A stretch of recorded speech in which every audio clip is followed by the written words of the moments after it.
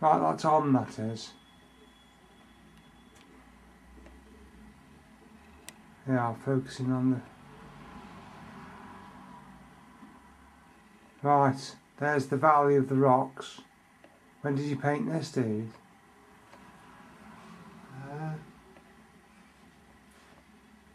Do you know, I think it must have been in the 80s when I did a lot of artwork under the stimulus of doing that history of art course. That was like an Icelandic saga on its own, all the tribulations with that. But I decided under the influence of that, so I'm going to do some art. I've done a lot of my writing, my trilogy, nothing found in a book now, wardrobe full of sheepskin coats and what was later called excursion into subterranean. I've done all that, done a plays, done a lot of writing, a lot of poetry. I thought, well, I'm going to do some visual work now so people can actually see. So I can show people and say, look, this is, you know, I think that I've got something to offer, something to say, and this is an example. So I did a lot of artwork. This is one I did during the 80s. It's only on a scrap of paper. It's the Valley of the Rocks in Devon, the most remarkable place, with a tremendous atmosphere. It was like going back in time into the Romantic era, and to actual Romantic age, because Shelley was there, stayed there. Before he went to Ireland, I think, he was in a revolutionary mode, and he was there. He might have been in a bit of an exile there, and that's been a theme in my life since I was a young man. Cunning, silence and exile, James Joyce's recommendation for the survival of the artist. And I'm not really cunning in the peasant sense, but perhaps it's cunning in the Christian sense, as cunning as a snake, as gentle and innocent as a dove. And the exile is a result of being in an area which has got a lot of cognitive poverty, and then the silence is something I've got to perhaps learn, and that's what I'm doing now with this film. We're trying to let the work speak for itself. Speak for itself. So how big's this picture anyway? How big is it? It's only about, it's about 3 inches by 3 inches and a half. Let me just focus out so you can get some sense of it, what it looks like on the wall, so you can see how big it is. That's it, yeah. So yeah, you can see how. Let me just go around the room so you can see a relative perspective and the size. That's how big it is. Quite a small painting.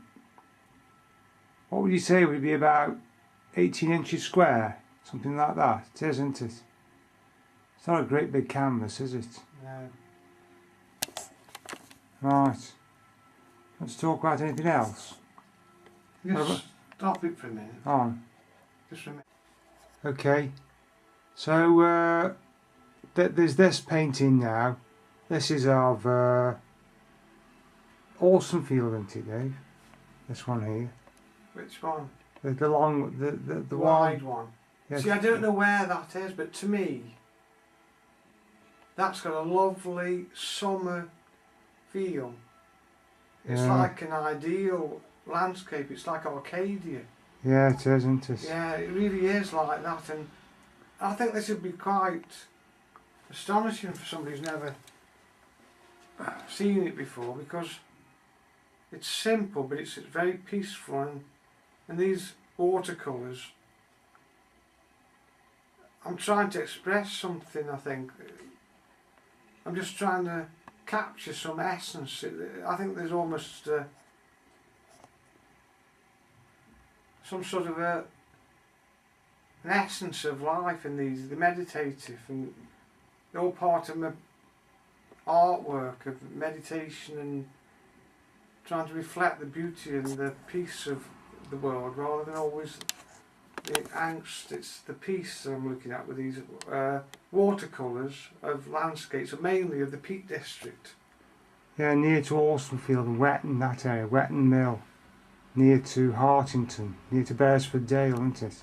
Yeah, but the top one there, if you go on to that one, I don't know why, but that distinctly reminds me of Wetton. Yeah, well, it is near Wetton, that is. Yeah. And it's so. And when I first went there, when we were at grammar school, we went to the Scouts there.